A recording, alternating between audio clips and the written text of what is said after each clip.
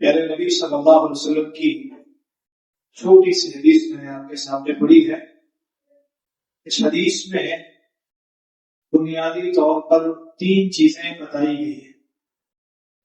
زیادہ مبتدی لوں گا تاکہ ہوئے ہیں آپ لوگ 5 منٹ یا اس سے بھی کم. اچھا 3 چیزیں اس حدیث میں بتائی گئی ہیں.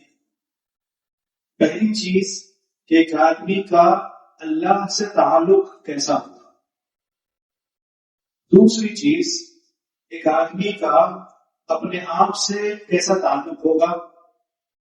اور تیسری چیز ایک آدمی کا دوسرے انسانوں سے کیسا تعلق ہوگا. بہت جامع حدیث ہے یہ. اللہ سے تعلق کے بارے میں اللہ کے رسول صلی اللہ علیہ وسلم نے کہا اتق اللہ حیثما کنت. جہاں کہیں رہو اللہ کا تقوی اختیار کرو. اکیلے میں ہیں یا لوگوں کے ساتھ میں ہیں یا رشتہ داروں کے ساتھ میں، جہاں بھی ہو اللہ کا تقوی آدمی کے پاس ہو. اگر یہ چیز آدمی کے پاس ہے اللہ کا تقوی، جس کو جو حق دینا ہے وہ برابر برابر آدمی دے گا اور کسی کا ناحق معاملہ آدمی نہیں کرے گا، نہ ظلم زیادتی آدمی کرے گا. یہ پہلی چیز. اللہ سے میرا آپ کا دنیا کے سارے انسانوں کا تعلق یہ کہ اللہ کے تقوی کے ساتھ آدمی زندگی گزارے، اللہ کے ڈر کے ساتھ آدمی زندگی گزارے، اسلام کے مطابق آدمی زندگی گزارے. اب تقوی آدمی کا ہمیشہ ایک جیسا رہتا نہیں ہے. اب آپ دیکھیں کہ رمضان میں آدمی کے تقوی میں اضافہ رہتا ہے، عام دنوں میں بالکل وولٹیج کم ہو جاتا ہے پورا.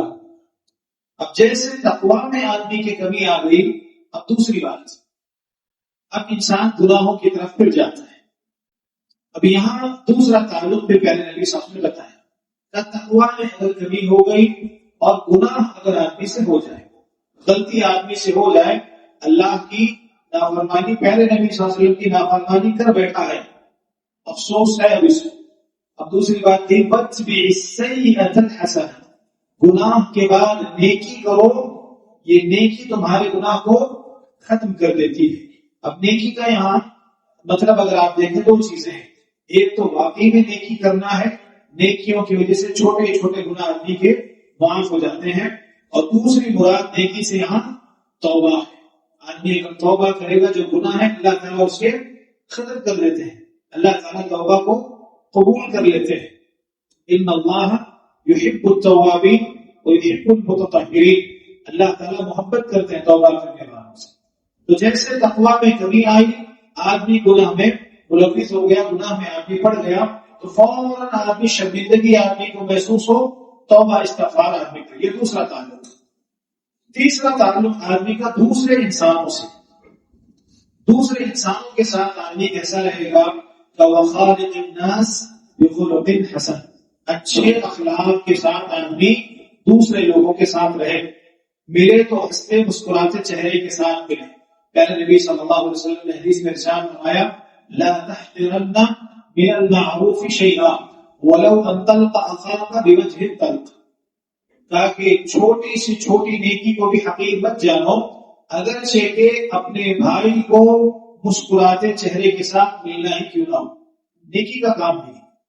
منہ بالکل سکڑا ہوا آدمی کا ہے، لگ ایسے رہا کہ ملنا نہیں چاہتا تھا، زبردستی ملا ہوا.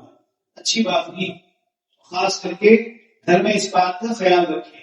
گھر میں جائیں اچھے سے مسکرا کر کے آدمیوں کے ساتھ، بیوی بچوں کے ساتھ معاملہ کریں. یہ 3 چیزیں اس حدیث میں بتائی گئی. ایک تو اللہ سے تعلق آدمی کا کیسا ہو، تقوی پرہیزگاری کا. دوسرا اگر تقوی میں کمی آ گئی، گناہ آدمی کر بیٹھے، اللہ کی معصیت نافرمانی کر بیٹھے، فوراً توبہ کرے، آدمی استغفار کرے. یہ انسان کا اپنے آپ سے تعلق. اور تیسرا انسان کا دوسرے انسانوں سے تعلق، اچھے اخلاق، حسن اخلاق کے ساتھ انسانوں کے ساتھ ملے، اچھا برتاؤ آدمی دوسرے لوگوں کے ساتھ کرے. رب العالمین سے دعا ہے کہنے سننے سے زیادہ اللہ تعالیٰ عمل کی توفیق عطا فرمائے. اس حدیث میں جتنی چیزیں بتائی گئی ہیں ساری چیزوں پر اللہ تعالیٰ سب کو عمل کی توفیق عطا فرمائے. وآخر دعوانا ان الحمد للہ رب العالمین.